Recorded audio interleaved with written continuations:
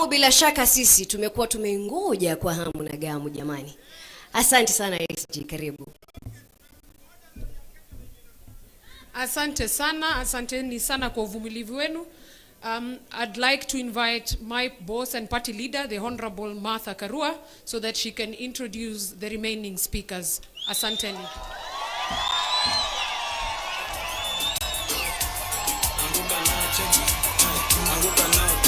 Asante.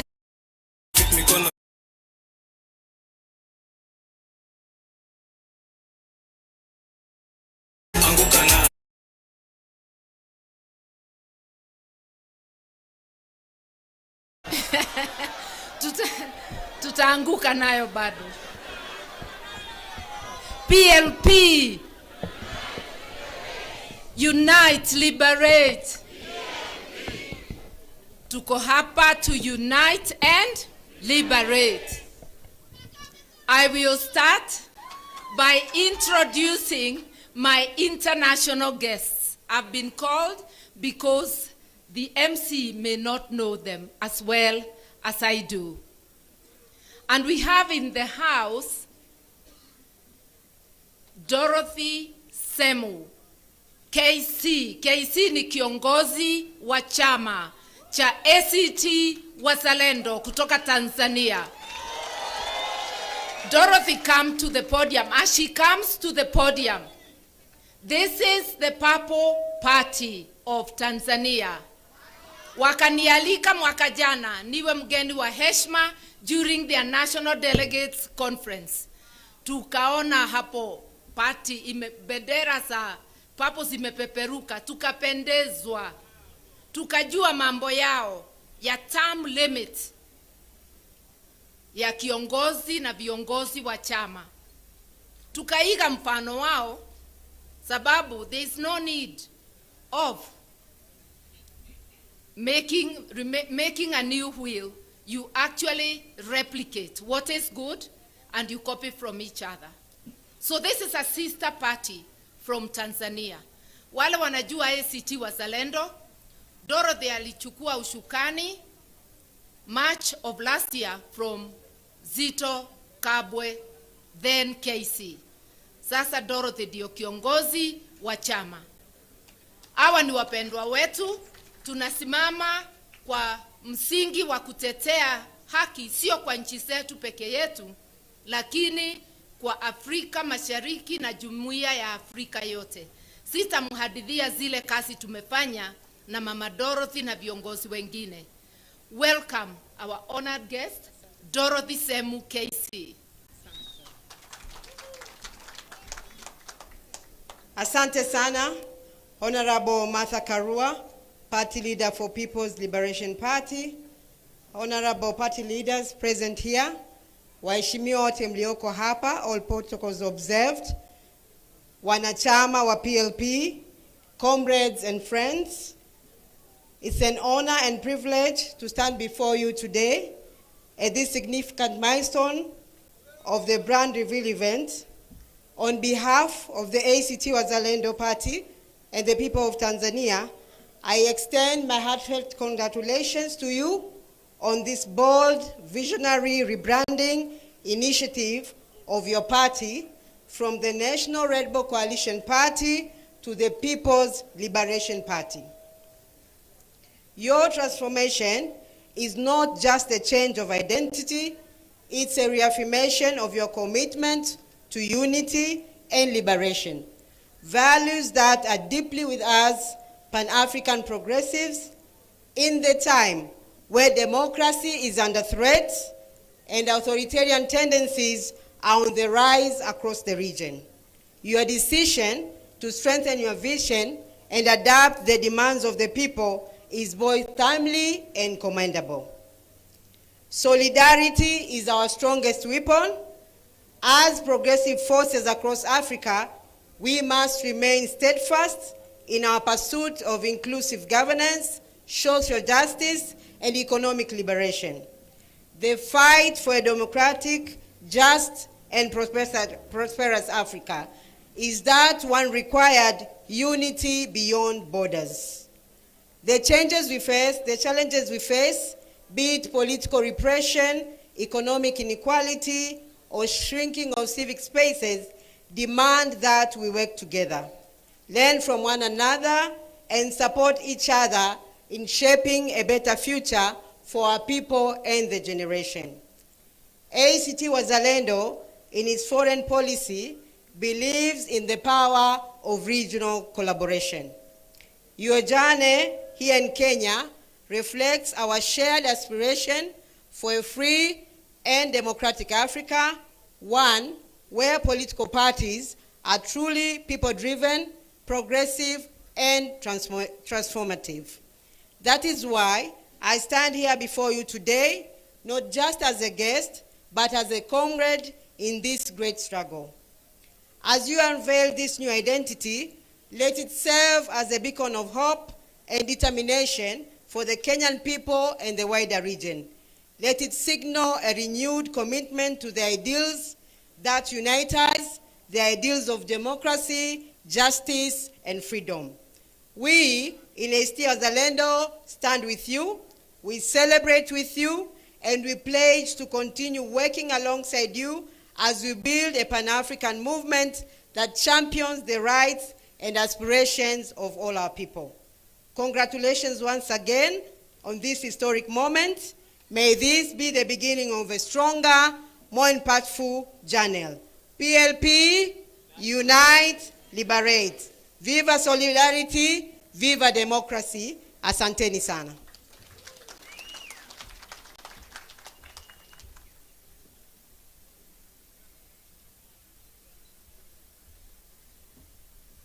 Thank you, Dorothy, Casey. And now it is my pleasure to invite the Lord Mayor of Kampala City.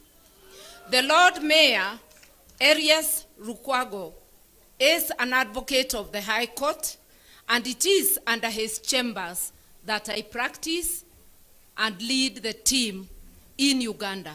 Apart from that, the Lord Mayor is also the president of a party known as FDC Katonga, which is the party of Kizza Besigye. So he is here in his various capacities. He is a very serious lawyer, a very good lawyer. The way they have conducted the case, and some of you have seen him on the internet, huyu ni moto wa kuotewa mbali. Karibu sana, Lord Mayor. In Kiganda, Omulodi. Thank you, my dear sister, the Honorable Martha Karua. In fact, that is a household name there, and she has perfected it, Omulodi. Your Excellencies, my senior brother, Rigathi, Your Excellency Kalonzo Musyoka, and Wamaru and others who are here, the principals of different entities, and my dear sister Dorothy here from Tanzania, all of you members of PLP. PLP? PLP? Well, I'm equally honored to be here, to be part of this historic moment as you unveil this new platform. I bring you warm greetings from the people of Kampala, my colleagues, all the progressive forces. They send you warm greetings, Honorable Martha Karua, and all of you, the people of Kenya who are determined to champion the cause of change. We salute you all and congratulate you on this great milestone. In the same vein, we do wish to convey our profound gratitude to the Honorable Martha Karua for standing with us, the people of Uganda. Ladies and gentlemen, I am speaking for millions of Uganda there who admire the courage, the determination, the steadfastness of Honorable Martha Karua here. The passion she has, the commitment she has made, standing with Dr. Besigye all through, and all political prisoners back home in Uganda. Thank you very, very much. Asante sana, Mheshimiwa Martha Karua. You recall Dr. Besigye was kidnapped from here on the 16th of November. And he was, was taken in a military facility where he was detained for 3 nights. And subsequently, he was arraigned before the General Court Martial with a litany of serious crimes, which invite a sentence of death.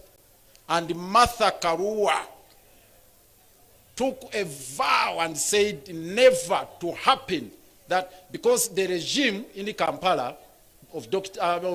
Yoweri Kaguta Museveni and his family, because we were faced with the family rule, with his son as the CDF commander-in-chief of the defense forces, with his brothers, with his wife. So it's a family rule. And they had vowed to take Dr. Besigye through a perfunctory trial in the General Court Martial and execute him. The son said on the 9th of June, that's when Dr. Besigye would be executed. Martha Karua took a decision and said, never, that will never happen. And we set on a course to dismantle the General Court Martial. I'm bringing you good news. With the stewardship of the Honorable Martha Karua, we have finally brought it down. That tool of oppression, the weapon of persecution, it has been combined efforts, and she has moved it to all the institutions. She literally caused the tremor in all the institutions in Uganda. We thank you very, very much. Now, a call, as I conclude, a call to all of you here, the principals, the people of Kenya, and all of us. We need to tackle the problem from the source. This issue of kidnaps, I heard some member of parliament here say that Kenya is now the capital, not Nairobi, Kenya, the capital of kidnaps in East Africa. But the credo is Uganda. The patron of autocracy, the patron of dictatorship, the patron of oppression and suppression, repression, is none other than General Kaguta Yoweri Museveni. That's where all the problems are coming from. And I must commend the Gen Z during Mandamano who paid a visit to our embassy here. Thank you. You paid a visit, a courtesy visit. Please, it was a courtesy visit. But it was a serious one. And it sent very powerful signals back in Kampala. And the same problem emanating from Uganda, it is spilling over. Now in Tanzania, in DRC. Again, our headquarters, our embassy was attacked, was invaded. And the people of DRC are wondering, Uganda, our second forex earner after coffee, is gold. Our second forex earner, our second major export is gold. But we don't have gold mines in Uganda. Then they say, how can this happen? So in DRC they are crying. South Sudan they are crying. Kenya here, we got shocked. And this is my call. We got shocked. Notwithstanding the fact that Martha stood with us and all of you people of goodwill, the government demonstrated an iconoclastic attitude towards this problem. Yet Besigye was kidnapped from here. There was no official statement to condemn the act of rendition. Up to the present moment, it has not been made. And remember, Museveni's son had warned Kenya that one day I will invade Kenya. Indeed, he abused the territorial integrity of Kenya, crossed over to Riverside here, kidnapped Besigye, and took him back without even going through immigration. And the government of Kenya has not defended its territorial integrity, not taking Uganda to ICC or the other international fora, and that is a matter which is really baffling us back home. So we invite you that we continue with the solidarity, we fight the transnational or cross-border abductions and all these other forms of transgressions as a people united under Jumuiya.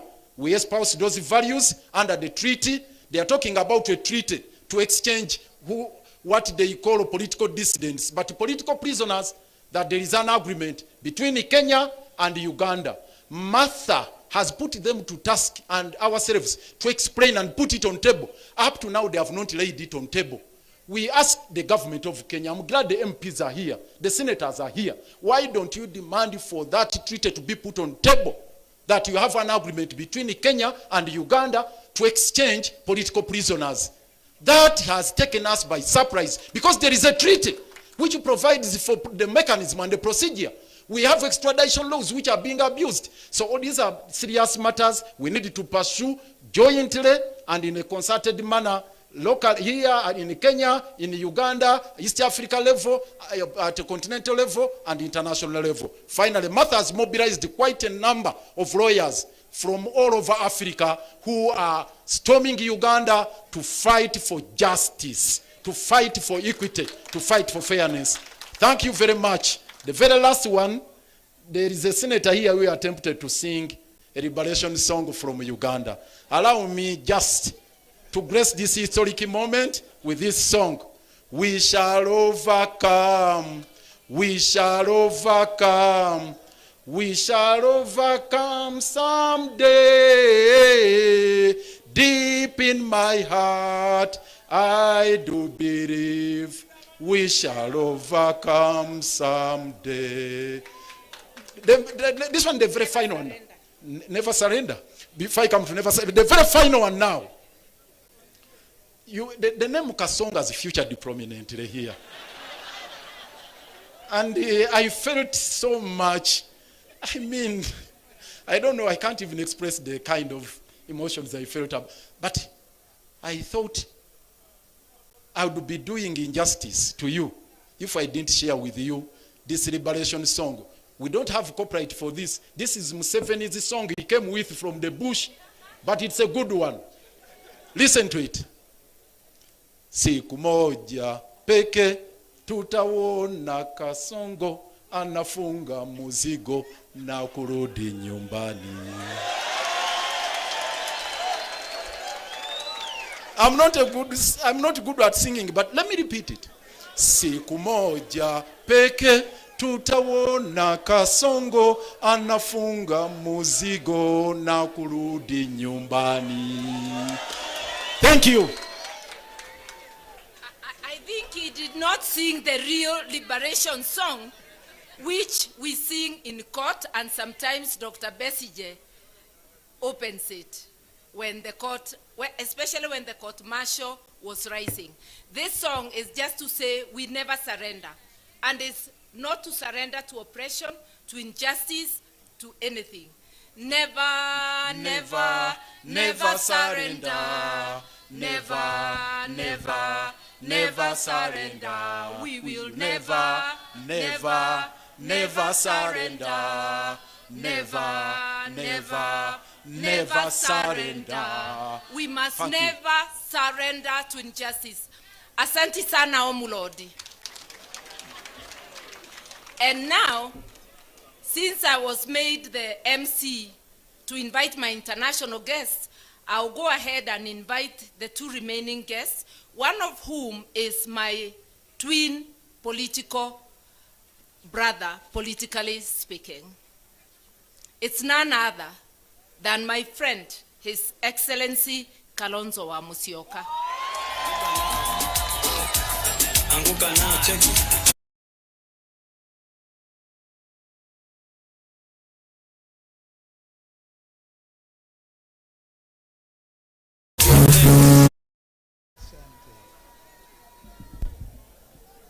Wow. Wow, wow. What a day. What an event. Kumbe hata Museveni anajua Ruto ni Kasongo. Our sister mother. Tafadhali. Kama mna shida muache. I can use the other one. Okay. Okay. I think they're okay. They're okay now. People's Liberation Party. Oh yeah. The call is there. Unite and liberate. People's Liberation Party. Unite and liberate. Wakenya hoye. Jumuiya ya Afrika Mashariki hoye. Nitakuwa mfupi sana kwa maneno. Dada yangu Martha, asante kwa mwaliko wako. Ndugu yangu Rigathi, leaders, it's so nice to see you, Jimmy, and good on numbers. Thank you, Mukisha. This is a citizen of the world who lives in Kenya. And my brother, Professor Kibwana, you've taught many. Thank you, Senator, for representing our brother who is away. And thank you, because you will not die in the name of Jesus Christ of Nazareth. You will not die. Therefore, you will continue to speak with the authority of heard you speak today. Kwa niaba wenzangu wana Wiper, dada yangu Martha, mimi nataka nikuhakikishie siku wa Tamarin jana alisema Tamarin is supposed to issue a statement in Tamarin Hotel Mombasa. Therefore, ignore the disinformation, the panic. And today, those on the other side have reason to know that this is the beginning of a new day. Tafadhalini, tafadhalini, tafadhalini. Because it has I'll shift to the other one. I'll shift to the other one. Okay, if it happens again, Kelly, please. We are going to unite under an idea and an agenda, as our brother Jimmy has indicated. It cannot just be unity for the sake of removing an individual because of misrule. I want to assure the Lord Mayor that listening to you, and that this country is now the country of renditions, forced abductions. These people will make sure nobody abducts you from Nairobi today. It will not happen. And we, thank you. Thank you. Therefore, thank you. Asanteni. It is not going to be business as usual from today. The country is united against one person who pretends he's busy organizing and uniting Kenyans. We remind him that Kenya is united against one William Samoei Arap Ruto. And it is evident today, absolutely evident.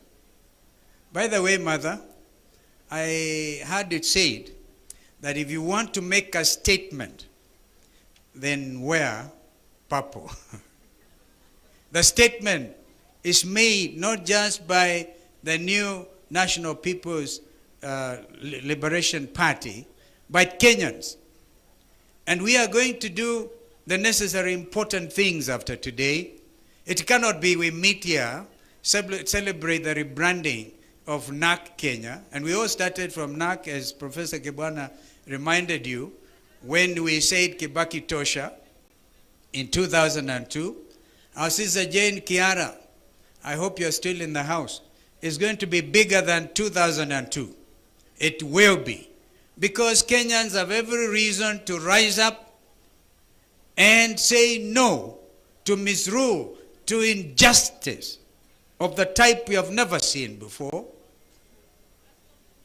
Mukisha, do you know that blood gold from Darfur is cleaned in Kenya and exported to the Arab world as originating from Kenya? So our friends in Uganda, you're not alone. And we will not allow it.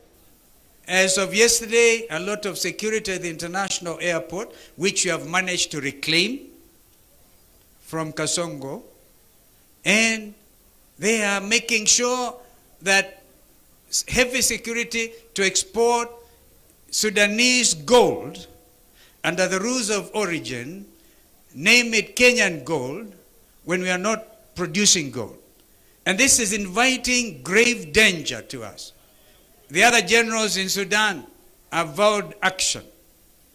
We will not allow it. We are going to be an action-oriented unity movement. And our sister mother, thank you. Thank you for starting. When I saw you go to Rigathi, I was wondering now, sasa wanaongea juu ya mlima na wanafanya nini? Kumbe it's deeper. And you even come up with a complete theme of unity, unite and liberate. We are going to escalate, by God's grace, escalate that theme. Na tutalala. I therefore want to say that from today, the country has seen unity. It cannot be the same. Our members of parliament, you stood here and held hands in solidarity. We urge you now to go to every village, go to every marketplace, and tell Kenyans the new dawn is already here. Our young brother Morara, we thank you for what you have done.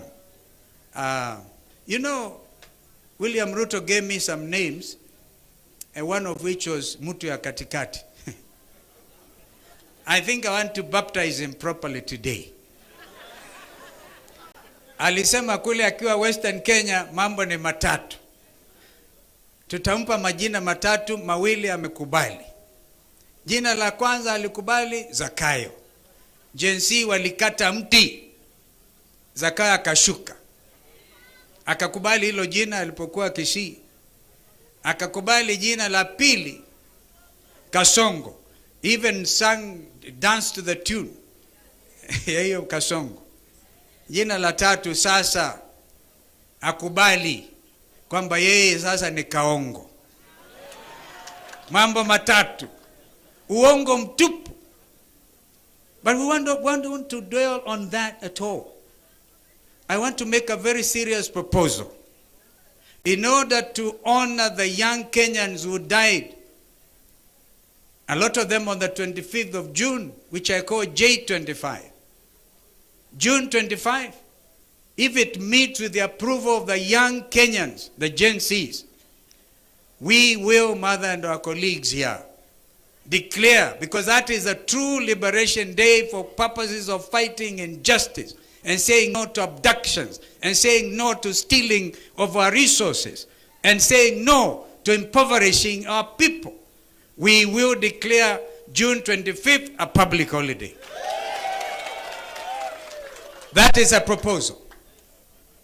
And I can't wait to see, because you cannot wish that away. Our young people are still angry, but they have become the inspiration to the world. University students in Bangladesh took it up and threw out Sheikh Hasina. She had to flee to India. I had occasion to address a master's class in Uppsala University in Sweden, and they wanted to know, what is this miracle that has happened in Kenya about young Kenyans saying, we want our country back. Therefore, that inspiration continues even in Uganda, even everywhere in Tanzania. And the leadership of East Africa should not take offense. If anything, they should take the cue. Some of us believe intensely in the need to integrate East African region. I was there with the Jakaya Mrisho Kikwete and others, working with Rugunda, working to reinvent East African community, which we did. And therefore, when we sing our East African national anthem, amazing, sweet song, we have to live that spirit. But before we do so, each of our member countries must liberate themselves. We want to give you assurance that as national, People's Liberation Party. Do you know the Kiswahili version, Mother, is ukombozi. Ukombozi umefika. It is not going to be easy for a start. Gen Z, please vet every applicant who wants to be a commissioner for IEBC, the newly to be reconstituted IEBC. Because already those in authority up there give some unilateral budget, 61 billion. Wamezitoa wapi hizo? Vijana lazima tuangazie mambo haya, tuulize, where are you getting, by the way, under whose authority are you making this announcement? There's something there. We have to make sure the new IEBC will be above board, because that will be the team to lead ukombozi wa kidemokrasia. While we believe as our new movement, well, Kasongo wants to revert the country to single party, we are saying the fidelity of multi-party democracy and our Constitution 2010. Therefore, you can see the numbers are going to grow. And we are going to make every Kenyan feel liberated, every Kenyan feel empowered. Our young people certainly taking leadership, and Sisi being there to mentor them. I felt I needed to say that. And mother, congratulations, my twin political sister. She is fearless. And thank you for standing so strong. And we will continue to walk this journey with you. We shall be selfless as usual. We will move. And now, the new brother in the kid in the block, Wamunyoro. I also come from Sekuru, Intawalika huko. Sekuru huko, watu wa Mrima. I think everybody now can feel. And any member of parliament who has been state captured, including our judiciary, and we are saying no. Thank you, Rigathi, for standing so strong on the need to have an independent judiciary. Mungu abariki, long live NAK Kenya now, People's Liberation Party. Unite, unite, unite, escalate.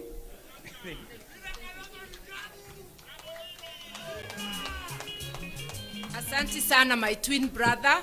And now, before I make my speech, let me invite another brother of mine. And before I invite him, those who are asking, how are you standing with Rigathi?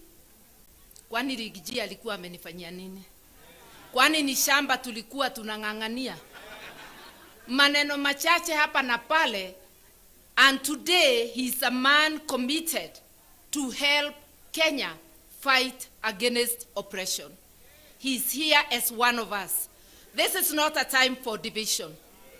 This is not a time to point at your brother, your sister. Anybody who is on the side of liberation is an ally. I therefore invite my brother and ally, Rigathi, His Excellency, the second Deputy President of the Republic.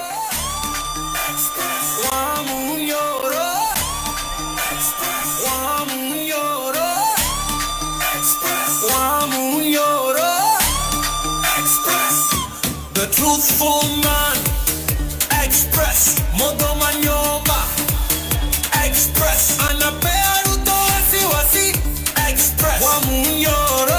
Thank you, Asante, thank you. Thank you, Asante.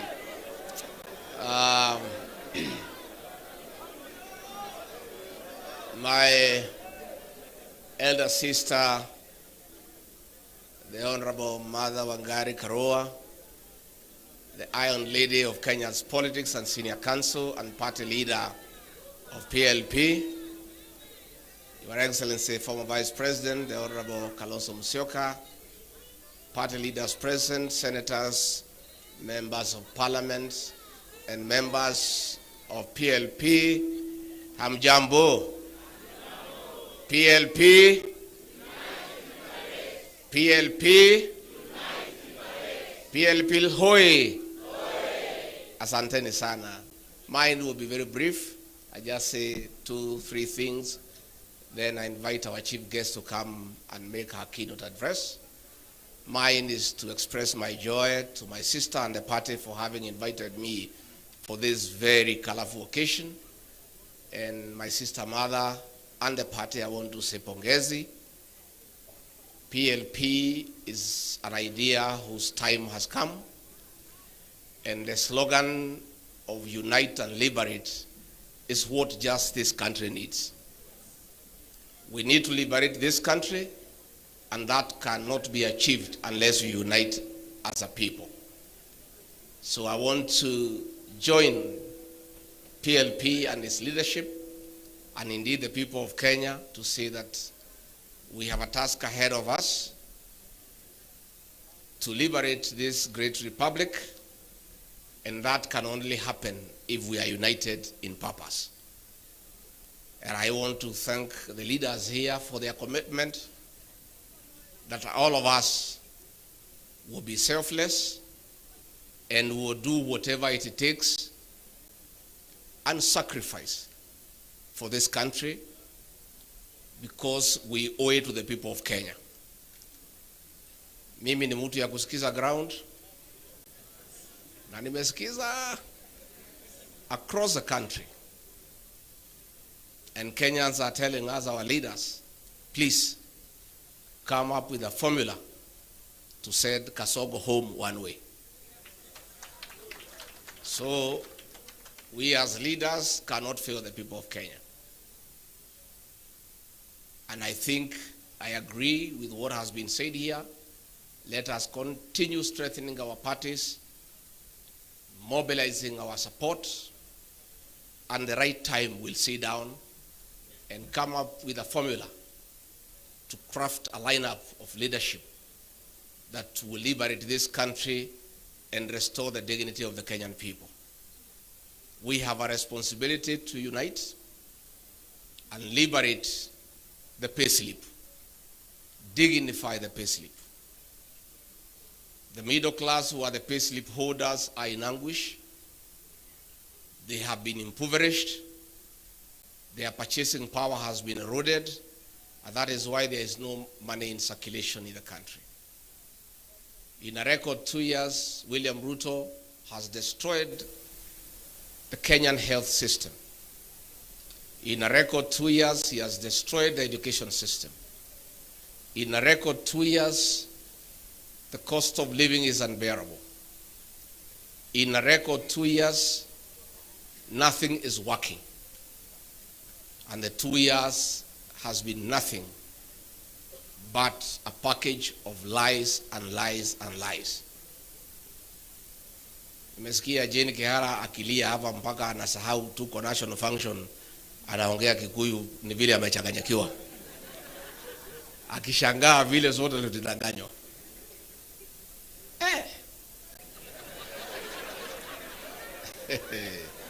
Hii jamaa tangu nizaliwe mimi Rigiji, mtoto ya Maumau, sijaona mtu muongo kama hiyo ile Ruto. Huyu mtu anakudanganya na amekuangalia. So many people have tried to blame me kutoka nyumbani. Wewe ulituletea huyu mtu ukasema ni mzuri, unamjua, atatuweka pesa mfukoni. Instead ile kidogo ilikuwa kwa mfuko, amefanya nini? Sasa watu wananiingilia, wananipigia kelele, lakini mimi najitetea. Mimi nasema sasa, mimi ni mtu ya kawaida tu. I'm just an ordinary Kenyan. Mtu tu alizaliwa pale wa Monyoro, amesoma hapo, ni mtu hana mpango yote, sijasoma sana, sina PhD, sina master, sina nini, mtu tu ya kawaida. Lakini kama huyu mtu anaweza danganya mabishop ambaye wamemwagiliwa mafuta na mareverend na mapasta, Rigathi Gachagua ni nani? You know, the politics of deceit and conmanship is what we are struggling with. This man came with a Bible. He could sing every song in my mother tongue. Sijui alikuwa anajifundisha saa ngapi. Sasa akifika pale, iko wimbo pale inaitwa Magegania. Sasa naiba pale, sisi yote tunang'edhia, tunamwangalia. Tunasema Mungu ametutumia mala. This man can sing our songs. And he is not one of us. We were very impressed. So hapo ndio tulichanganyikiwa.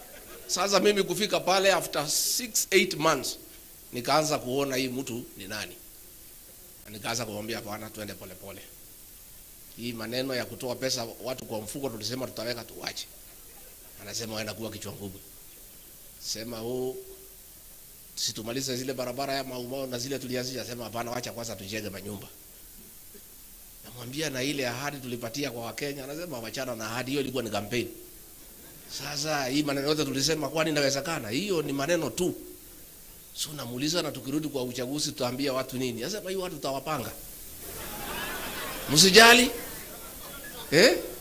Anasema unakumbuka mambo ya power, Omo with the powerful. Ikirudiwa mara mingi watu wanaamini. So hii barabara unasikia nikitaja, hata kama hatujengi watu watafanya nini? Anasema ndio unaona hata ile sabuni imekuja inaitwa Aerial. Inaitwa ile Aerial ya Omo. Because watu waliingia maneno ya Omo with. So anasema hii barabara hata kama hatujengi tushinde tukifanya nini? So we are faced with a problem as a country. Na Professor Kibwana nimesikia ukisema ati hii mtu atatusumbua. Hakuna, si tuko na dawa yake, tunamjua. Don't worry. Don't worry. Siku tutaingia kwa juu ya gari vile ameingia pale mwisho. We will dismantle him. Tutamuanika vizuri. Watu wakimuona wanawaambia wewe hatutaki uongo. I'm telling, and we are reaching there. Tunapatia yeye mwaka hii ya 2025. 2026 hakuna mtu atasikiza uongo yake Kenya. We'll make sure. So don't worry, tuko sawa. Ile tu ningetaka just to tell the people of Kenya. Hakuna development itaendelea. Ile uliona era in budget juzi ya 76 billion. Hiyo ilikuwa ni pesa ya kuhonga wa Kenya. Pale Karen kwa ile mtu ya Mr. Yesa iko container ya 40 feet imejazwa pesa hapo. Iko ingine hapa State House dollars. Sasa kazi yao ni kuhonga viongozi. Lakini tuambia wa Kenya, hatuwezi kumwambia msichukue pesa. Mungu na haja na pesa. Pesa mchukue. Na pale Karen imewekwa figure. Ndio usikize uongo ni shilingi 5,000. Ya kusikiza nini? Sasa watu wamerefuka pale. Si wamejua ni uongo, wakifika pale wakiongeleshwa tu hawazo wanasema maliza haraka utupatie pesa tufanye nini? Sasa tunataka kuambia wa Kenya, you cannot listen to lies for 5 hours. At 1,000 per hour to listen to lies. Tunataka tusikizane rates ya kusikiza uongo. Si tusikizane rates ya kusikiza uongo. Kwa sababu hii uongo ni mingi sana. Mnadanganywa barabara itajengwa na ni uongo tu, lakini mnawekwa masaa. So tunataka kuambia wewe Mr. Yesa, weka rate ya 2 hours. 2 hours 5,000. Udanganye watu for 2 hours, uwapatie 5,000 wafanya nini? Ukipitisha 2 hours, mnasimama mnasema pesa ifanye nini? Tumekubaliana? Tumekubaliana. Sasa ama 1 hour. No, watu wanasema 2 hours is too much for 5,000. Sasa pale State House iko dollars. Hapo inalipwa in dollars. Na nafikiri ni hii ya gold hii ya Sudan. So pale pia pale sasa naye rais uweke rate. $1,000 watu wasikize nini? Because ni uongo peke yake. Then hizo hoteli tufungue mwaka 2025 na 2026. December hizo hoteli bili tufanye nini? Tufunge. Tuangoje pale kwa debe. Na nimeona waziri hapo akitukana Gen Z akisema ati they are hooligans. Wewe hawa Gen Z ndio dawa yenu pale kwa debe. Hawa Gen Z is about 9 million. Vijana wetu tunaomba nyinyi, you are doing a very good job kwa smartphone. Very good job, Morara. But that is not enough. The real transformation of this country will happen on the ballot box. So tunaomba Gen Z mchukue vitambulisho na muandikishe kura. alafu siku ya kura msijitokeze mapema. Saa 9 mko kwa line, na ukipiga kura una record kwa smartphone, na kumobilize the rest of us. Mtu mobilize, tuko mikononi mwenu. You are the real liberators of this country. Sisi tutaunga nyinyi mkono because we have some experience and some exposure, but the energy and the knowledge to sort out Kasongo lies with the Gen Z. Sisi tutaunga nyinyi mkono, tutaunga nyinyi mkono. So me, I want to say thank you very much. We have committed, we'll work together. And Honorable Mother, I agree with Dr. Mukisa Kitui. You are now our mother. Wewe utuweke pamoja. Hii timu ikisabaratika, Honorable Mother Karua, Wakenya watauliza wewe. Wewe ndio mama wetu sasa. Anatosha hatoshi. The Honorable Mother Karua has a proven track record of fighting for democracy, resilience, and being steadfast. And she's priceless. Nobody can compromise her. So we need a mother figure around us, kama viongozi, mama wetu wa kutuweka pamoja. Ukiona ninapotea kidogo, unaniita, unanirudisha kwa laini. Unatuita, unatupikia chai na maandazi, unatuongelesha, unatupatia mtisha, tunaendelea another 1 month. Ukiona tumekaakaa, unatuita tena. Tumekubaliana Mother Karua kuwe mama wetu.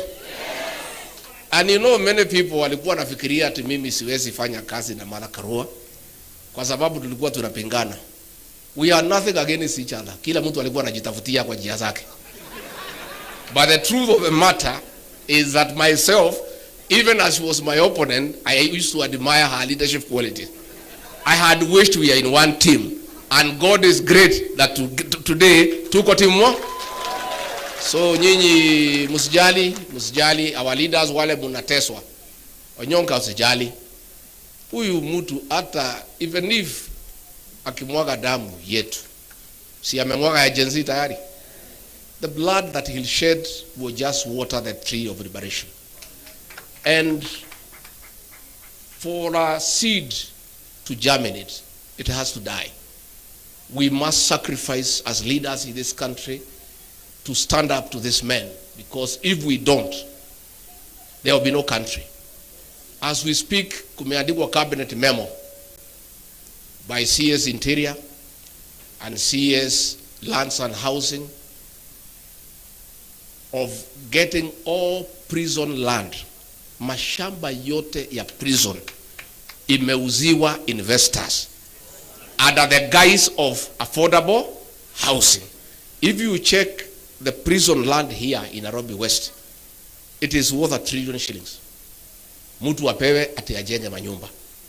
Hiyo manyumba inajengwa na pesa watu wamekatwa kwa payslip. Alafu mnauziwa. So ile shamba si ati anapewa free. President Ruto na watu yake wameuza mashamba yote ya prison in the whole country. And a cabinet memo imetayarishwa, itaenda pale kwa cabinet.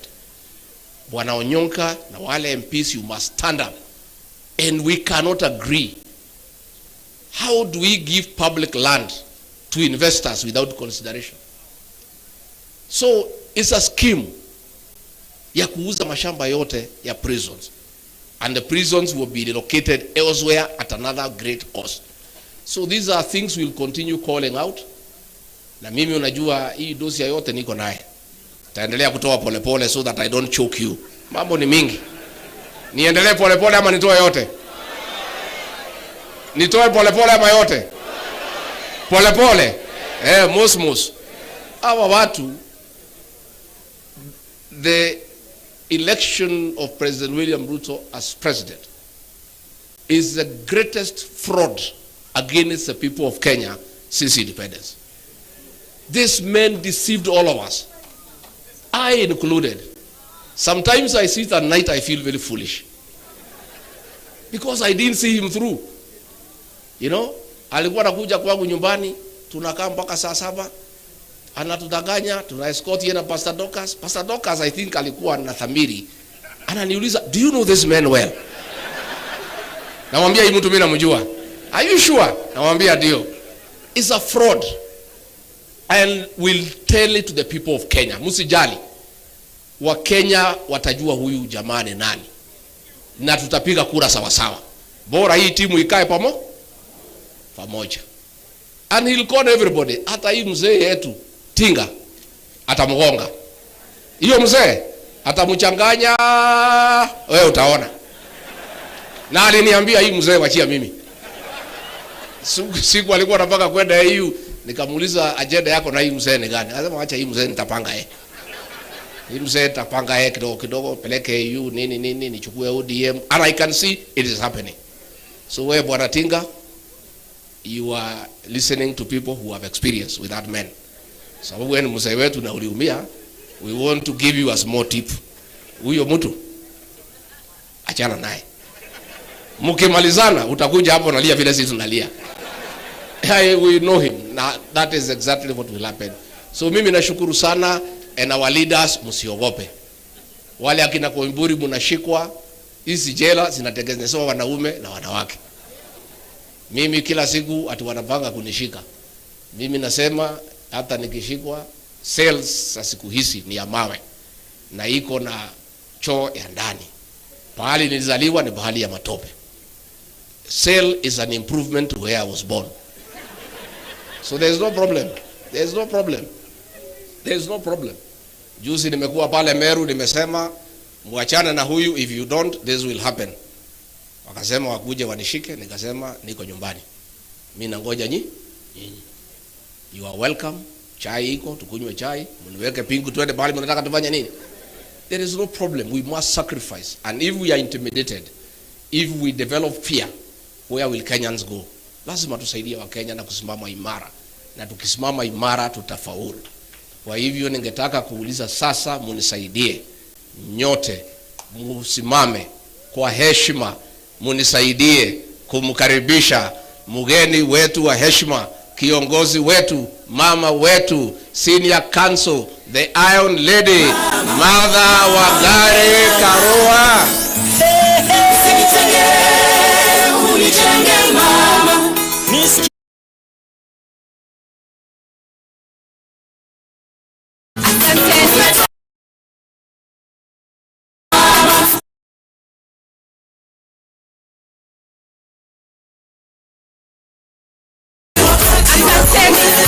Asanteni sababu ya masaa, asanteni sana.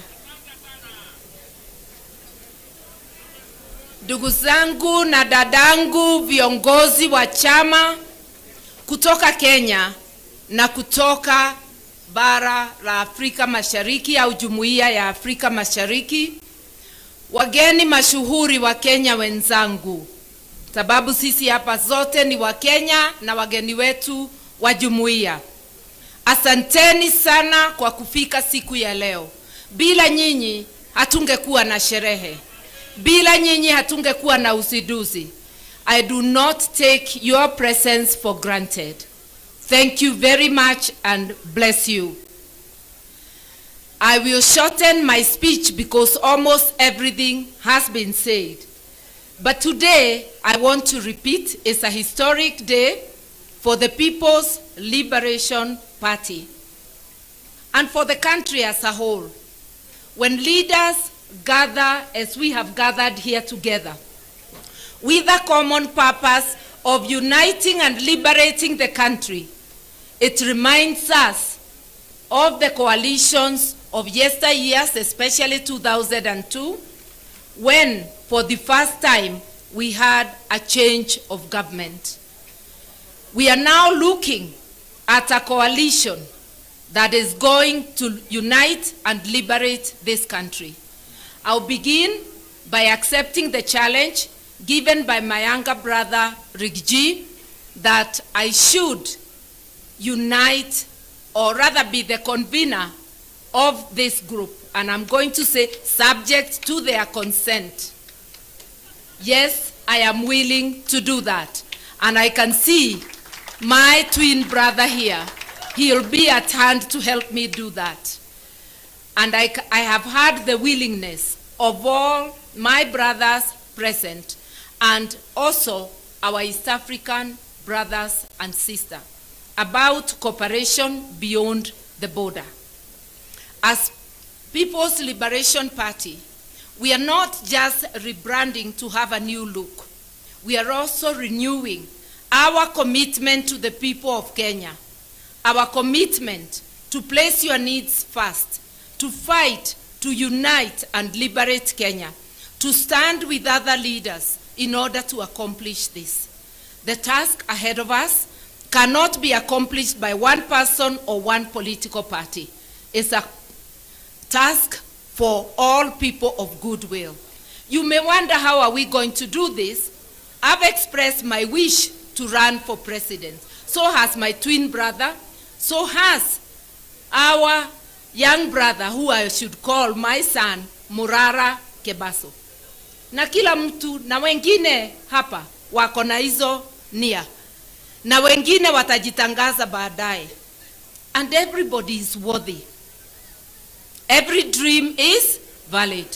Kila mtu aendeleze ndoto yake, lakini zote tukiweka Kenya mbele. Tukijua Kenya ndio ya muhimu kuliko mmoja wetu. That each one of us must subordinate their interests to the interests of the nation. And whoever gets selected as a candidate through a transparent method that we shall devise, we shall all queue behind that person. I may have said I don't want to be deputy. That doesn't mean I cannot support another candidate. I don't have to be in that ticket. But I will put my commitment 100% if I am not the candidate to deliver victory to Kenyans. We must liberate ourselves from economic oppression. And talking of economic oppression, the nation of Kenya, the state, has been hijacked by KK cartels and their allies.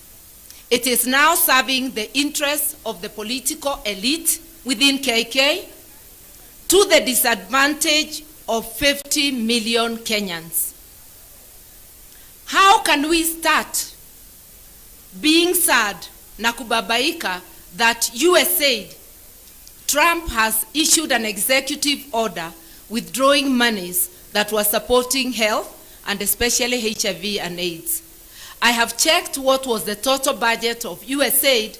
Last year, it was 471 million. That's $500 million. The travel budget of Kasongo only, not of the ministries, Kasongo peke yake, mwaka uliopita, 27 billion. A serious and reasonable regime would have immediately announced there will be no job losses because of Trump's order. We shall immediately allocate equivalent money to keep the program going. Since when did our health become an issue for Americans or for any foreign supporter? If they support us, it's a bonus, but we must be ready to allocate money to essential services in Kenya. Another example, the fact that the new funding model for university has been stopped by the court for being unconstitutional does not mean that our university students have to be destitute. It means we revert to the status quo before that proposal. Help should be working. And we are telling William Ruto today and his KK regime, disburse money to our university students, wacha kukalia pesa yetu, patia watoto wetu kwa ile mpango ya help ambayo ilikuweko awali. Usituambie ni koti imekufunga. Fikra zako na unyanyasaji wako ndio imekufunga, hakuna kitu ingine. We are also saying release money for capitation to the rest of the education sector, primary and secondary school, so that our children may get education. We are saying stop demolishing houses without offering alternative accommodation. Stop grabbing land after demolishing houses, grabbing land of people with titles and giving it to your cronies. Because some of those demolitions, it's not about environment, it's not about affordable housing, It is not about public use. It's about gifting his friends that land. Stop grabbing land, and especially land belonging to the poor and vulnerable. As leaders, unless if we come together, our people will continue to suffer all these ills. Most importantly, the right to life precedes any other right. You have to be alive to enjoy any other right. Stop abducting and executing our people, especially our youth. Stop abducting foreign nationals and disappearing them forever, because there is an Ethiopian who was disappeared forever, Gabriel Michael. And others we don't know. Stop abducting people who are here legitimately, either as visitors or as refugees. This game of abduction, and it appears there is an East African cooperation which has emerged between rogue regimes of Uganda, Tanzania, and Kenya, because that's where we have seen the cross-border abductions in East Africa.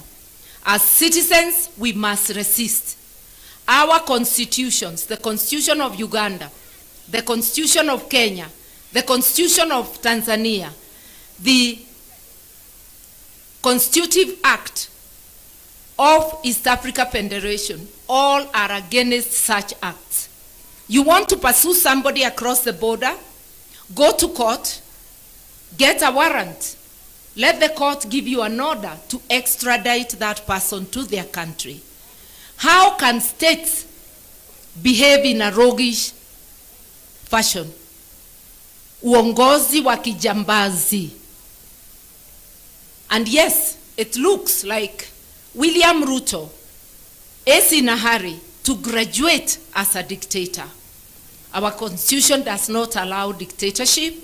As citizens of Kenya, we must unite and thwart his graduation into a dictator.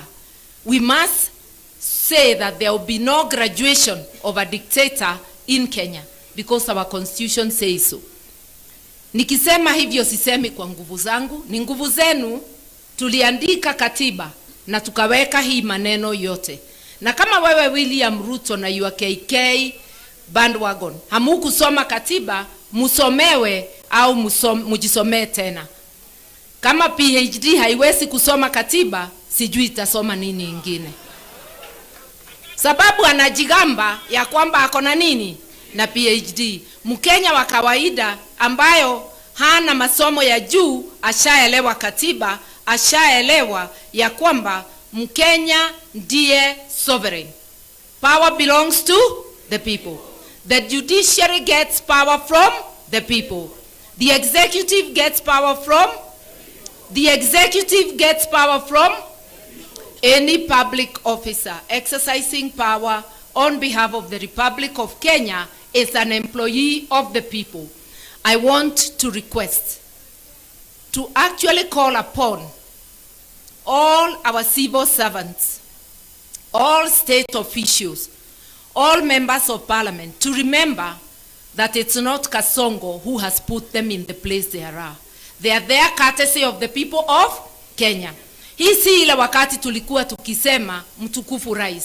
Mtukufu sasa ni mwananchi Mkenya. So let us work for Kenyans with seriousness, with commitment, with dedication. Anybody earning a salary, you are earning it courtesy of the sweat of your brothers and sisters from Kenya. If you don't work for them, you are stealing from them, because you are receiving money for work not done. Nikienda kufupisha sana, mi nataka kusema, wale wanasema bona rangi inakaa kama ya mwingine. Haikai kama ya mwingine. Hakuna mtu Kenya ako na purple, lilac. Lilac ni ile lighter purple na white. Hizo zikiunganishwa tatu, we are unique, nobody else. Look at that building with purple, lilac and white. Tell me whether anybody else has that. These are our colors. Hakuna mtu anaweza own a single color together. That combination is unique to the People's Liberation Party. Na wewe ujue hata wardrobe yako ukikaa miaka unarebesha, pengine umenona, pengine umekonda. We needed to renew ourselves as we renew our commitment to the people of Kenya. Our biggest commitment is to ensure Kenya is under the rule of law. Kenya fights corruption with whatever other knowledge you have, whether it is in economics, whether it is in education, in environment, in governance. Without observing the rule of law, nothing will move. Imagine our Bible, our political Bible, is the Constitution. It tells you how to apply public finances. It tells you the qualities of a leader. It tells you how a leader should behave when they are in office. And office is not to be used for personal gain. It is to be used for the collective good of Kenyans. We are ready to do that. We are ready to be that party that will do that. But we cannot do it alone. We will stand with our brothers and sisters. Unity, the call for unity, is the foundation of the liberation movement. And our commitment today is to do just that. In order for Kenyans and every child to access quality health care, Ruto must go. In order to liberate our education, Ruto must go. When I say Ruto, I mean Ruto, what he stands for, and his entire regime. Ruto sio mtu moja, ni Ruto na vibaraka wake wote. And I want to acknowledge, Ruto ni Mkenya kama sisi, lakini tabia yake haipendezi kamwe. Tabia yake haipendezi. Tukisema Ruto must go is what he represents. And because he is unable to preside over the affairs of Kenya, he must give way. And fellow Kenyans, it doesn't have to be 2027. It could be sooner. We commit to you that we are going to meet soonest, and we are going to move forward and give you the program of action. Are you ready? Yes. Are you ready? Yes. PLP? PLP? So for the liberation of our country, we need unity of purpose, which has been symbolized here by the MPs. Now I want to call upon party leaders present, including our international guests, because this unity transcends the borders. I want to urge the party leaders only, come here so that we show people our commitment, and we also stand as we unveil the brand of People's Liberation Party. We are going to at the end of this all.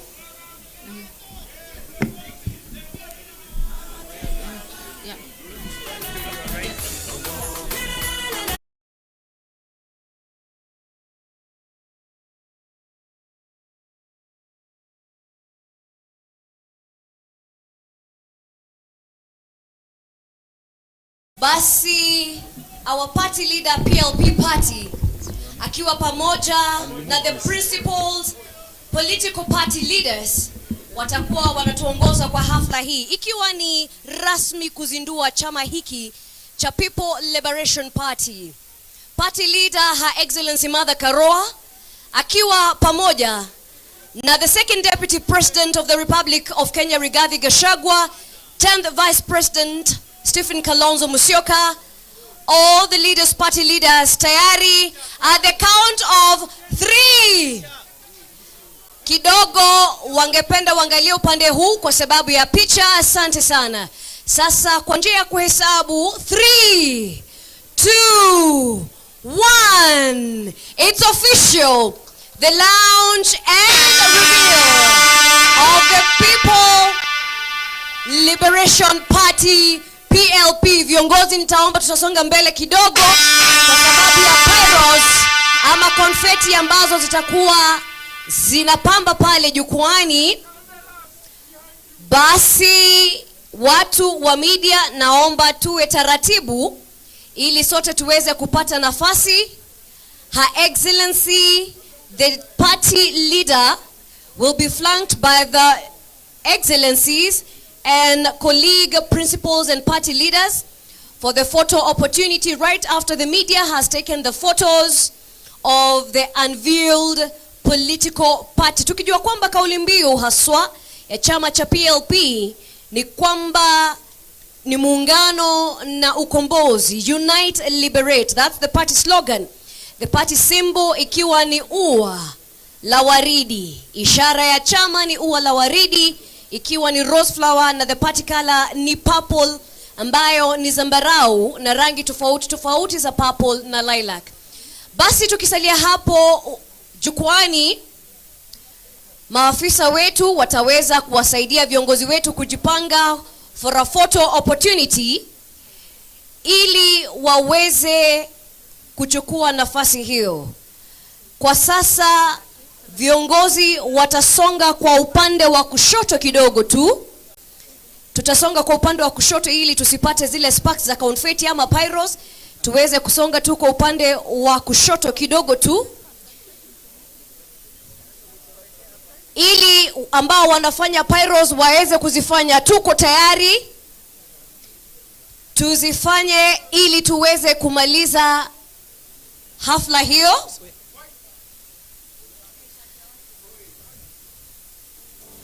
Pyros, we're ready for you. Na baada ya hapo viongozi walio jukwani hao ndio ambao basi pyros zetu ziko tayari. Wanahabari, wapiga picha, kameramani, wote tuko masaa. Ni uzinduzi tu wa chama cha PLP, People's Liberation Party. Hahitaji kuelezewa zaidi.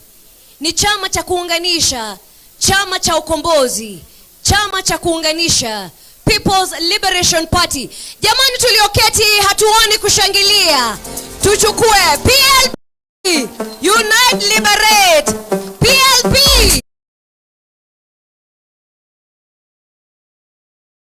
Za chama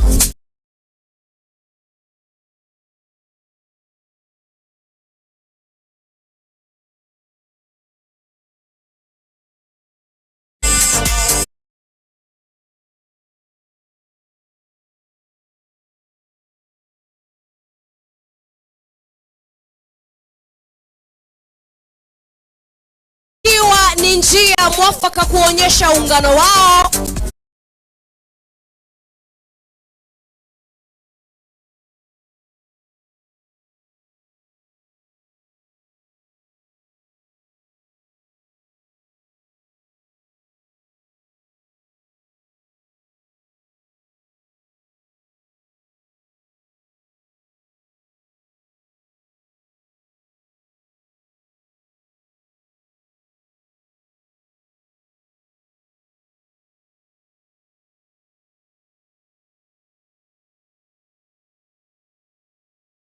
Before I invite him, those who are asking, how are you standing with Rigathi?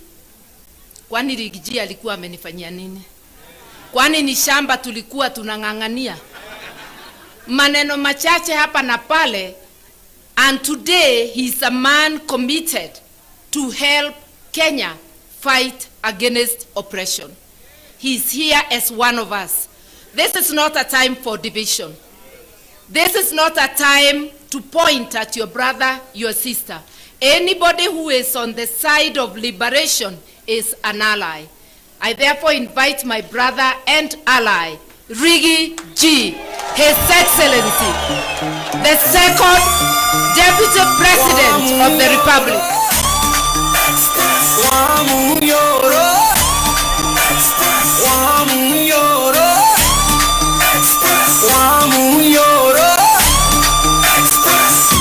The truthful man, express, modomanyoba, express, anapea ruto wasi, express, wamunyoro.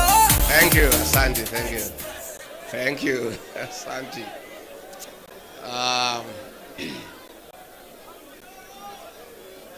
my elder sister, the Honorable Mother Wangari Karua, the Iron Lady of Kenya's politics and senior counsel and party leader of PLP, Your Excellency, former Vice President, the Honorable Kalonzo Musyoka, party leaders present, senators, members of parliament, and members of PLP, Hamjambo, PLP, PLP, PLP Hoi. Asanteni sana. Mine will be very brief. I just say 2-3 things. Then I invite our chief guest to come and make her keynote address. Mine is to express my joy to my sister and the party for having invited me for this very colorful occasion. And my sister mother and the party, I want to say pongezi. PLP is an idea whose time has come. And the slogan of unite and liberate is what just this country needs. We need to liberate this country, and that cannot be achieved unless we unite as a people. So I want to join PLP and its leadership, and indeed the people of Kenya, to say that we have a task ahead of us to liberate this great republic, and that can only happen if we are united in purpose. And I want to thank the leaders here for their commitment that all of us will be selfless and will do whatever it takes and sacrifice for this country, because we owe it to the people of Kenya. Mimi ni mtu ya kusikiza ground, na nimesikiza across the country. And Kenyans are telling us, our leaders, please come up with a formula to send Kasogo home one way. So we as leaders cannot fail the people of Kenya. And I think I agree with what has been said here. Let us continue strengthening our parties, mobilizing our support, and the right time we'll sit down and come up with a formula to craft a lineup of leadership that will liberate this country and restore the dignity of the Kenyan people. We have a responsibility to unite and liberate the payslip, dignify the payslip. The middle class, who are the payslip holders, are in anguish. They have been impoverished. Their purchasing power has been eroded, and that is why there is no money in circulation in the country. In a record 2 years, William Ruto has destroyed the Kenyan health system. In a record 2 years, he has destroyed the education system.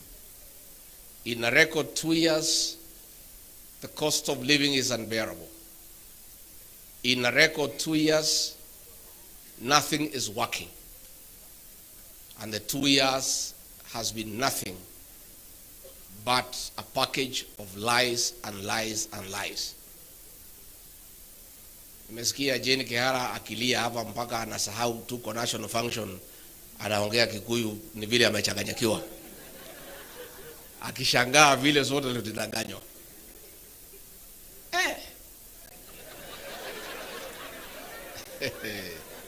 Hii jamaa tangu nizaliwe mimi Rigiji, mtoto ya Maumau, sijaona mtu muongo kama hiyo ile Ruto. Huyu mtu anakudanganya na amekuangalia. So many people have tried to blame me kutoka nyumbani. Wewe ulituletea huyu mtu ukasema ni mzuri, unamjua, atatuweka pesa mfukoni. Instead ile kidogo ilikuwa kwa mfuko, amefanya nini? Sasa watu wananiingilia, wananipigia kelele, lakini mimi najitetea.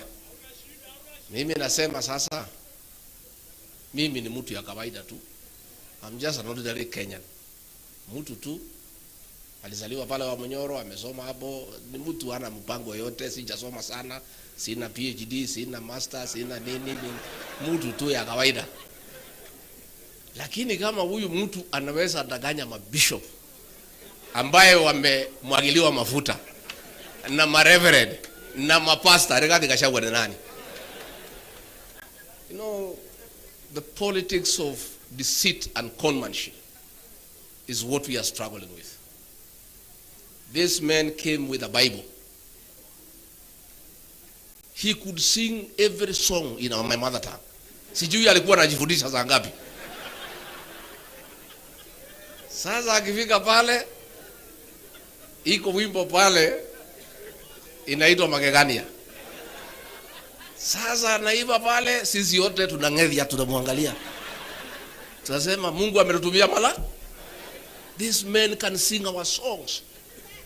And he is not one of us. We were very impressed. So hapo ndio tulichanganyikiwa.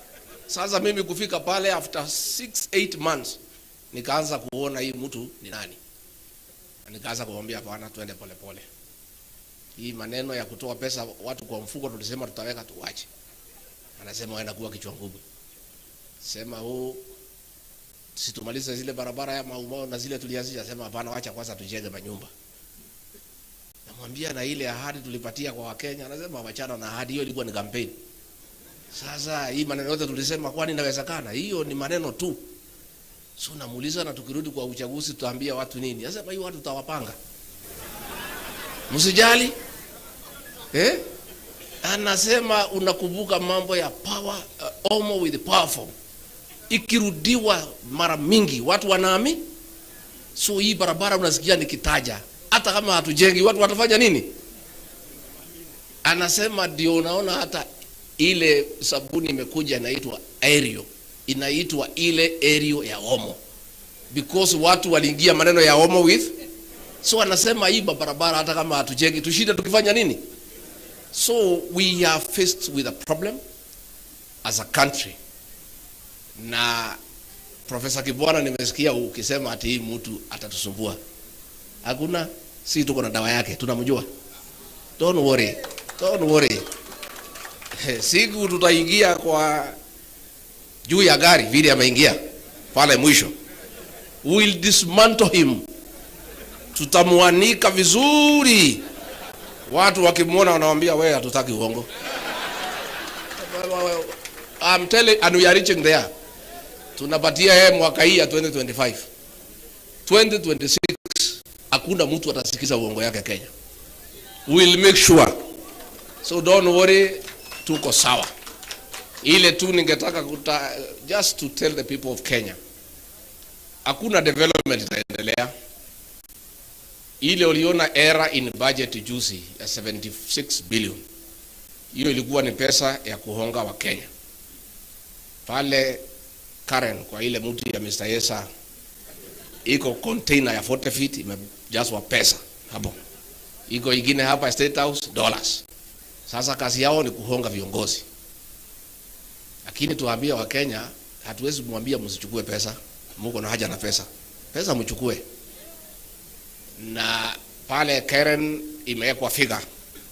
Ndio usikize uongo ni shilingi 5,000. Ya kusikiza nini? Sasa watu wamerefuka pale. Si wamejua ni uongo, wakifika pale wakiongeleshwa tu hawazo wanasema maliza haraka utupatie pesa tufanye nini? Sasa tunataka kuambia wa Kenya, you cannot listen to lies for 5 hours. At 1,000 per hour to listen to lies. Tunataka tusikizane rates ya kusikiza uongo. Si tusikizane rates ya kusikiza uongo. Kwa sababu hii uongo ni mingi sana. Mnadanganywa barabara itajengwa na ni uongo tu, lakini mnawekwa masaa. So tunataka kuambia wewe Mr. Yesa, weka rate ya 2 hours. 2 hours 5,000. Udanganye watu for 2 hours, uwapatie 5,000 wafanya nini? Ukipitisha 2 hours, mnasimama mnasema pesa ifanye nini? Tumekubaliana? Tumekubaliana. Sasa ama 1 hour. No, watu wanasema 2 hours is too much for 5,000. Sasa pale State House iko dollars. hapo inalipwa in dollars, na nafikiri ni hii ya gold hii ya Sudan. So pale pia pale sasa naye rais uweke rate $1,000. Watu wasikize nini? Because ni uongo peke yake. Then hizo hoteli tufungue mwaka wa 2025 na 2026 December. Hizo hoteli bili tufanye nini? Tufunge, tuangoje pale kwa debe. Na nimeona waziri hapo akitukana Gen Z akisema ati they are hooligans. Wewe hawa Gen Z ndio dawa yenu pale kwa debe. Hawa Gen Z is about 9 million. Vijana wetu tunaomba nyinyi, you are doing a very good job kwa smartphone. Very good job, Morara. But that is not enough. The real transformation of this country will happen on the ballot box. So tunaomba Gen Z mchukue vitambulisho na muandikishe kura. Alafu siku ya kura mjitokeze mapema. Saa 9 mko kwa line. Na ukipiga kura una record kwa smartphone. Na kumobilize the rest of us, mtu mobilize. Tuko mikononi mwenu. You are the real liberators of this country. Sisi tutaunga nyinyi mkono because we have some experience and some exposure. But the energy and the knowledge to sort out Kasongo lies with the Gen Z. Sisi tutaunga nyinyi mkono, tutaunga nyinyi mkono. So me, I want to say thank you very much. We have committed, we'll work together. And Honorable Mother, I agree with Dr. Mukisa Kitui. You are now our mother. Wewe utuweke pamoja. Hii timu ikisabaratika, Honorable Mother Karua, Wakenya watauliza wewe. Wewe ndio mama wetu sasa. Anatosha hatoshi.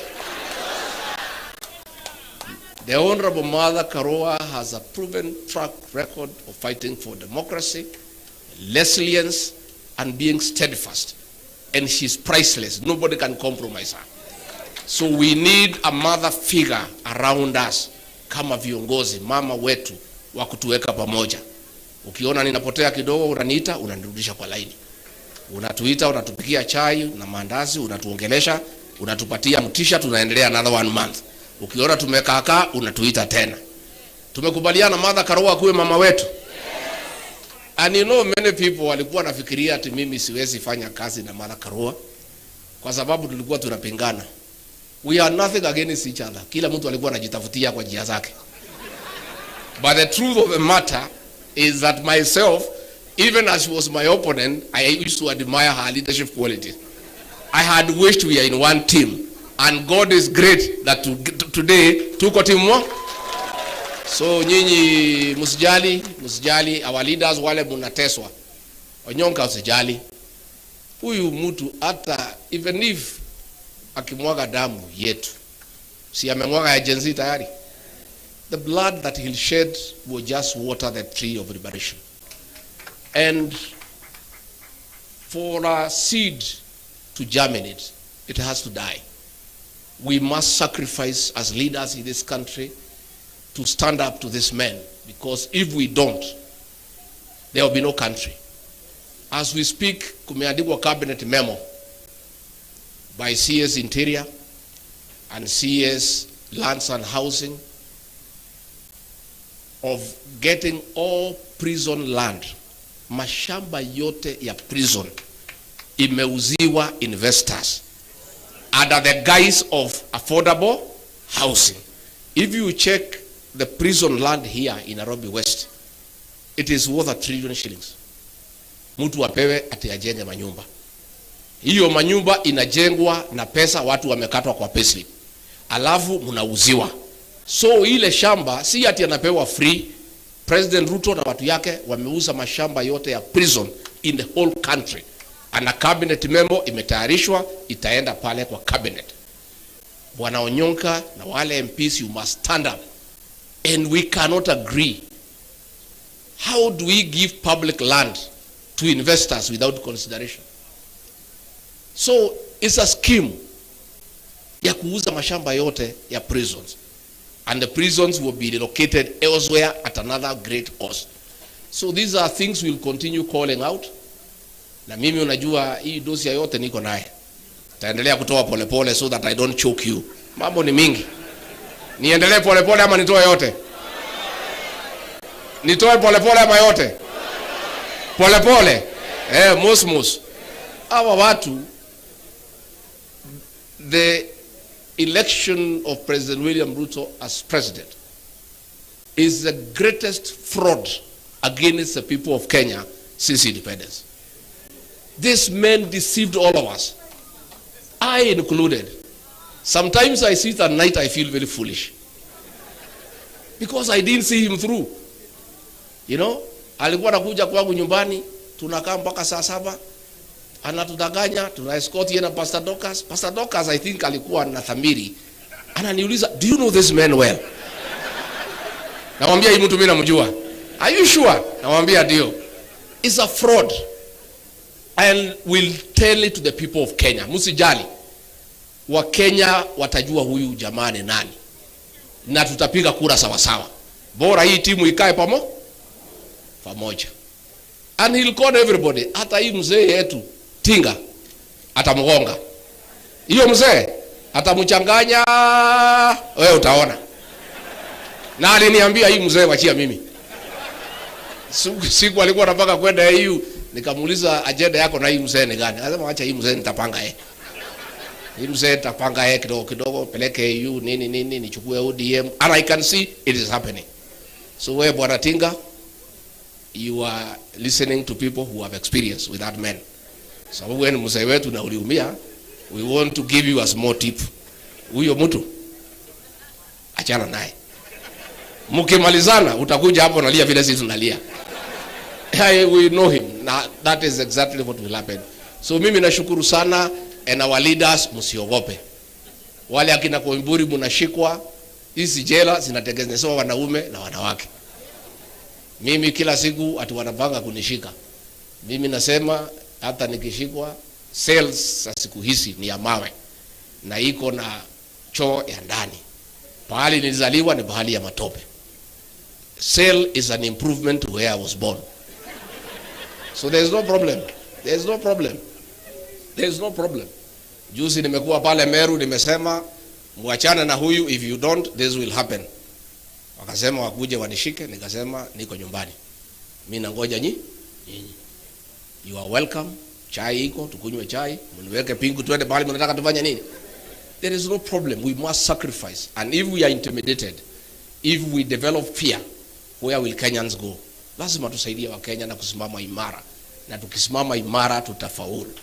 Kwa hivyo ningetaka kuuliza sasa, munisaidie nyote, musimame kwa heshima, munisaidie kumkaribisha mgeni wetu wa heshima, kiongozi wetu, mama wetu, senior council, the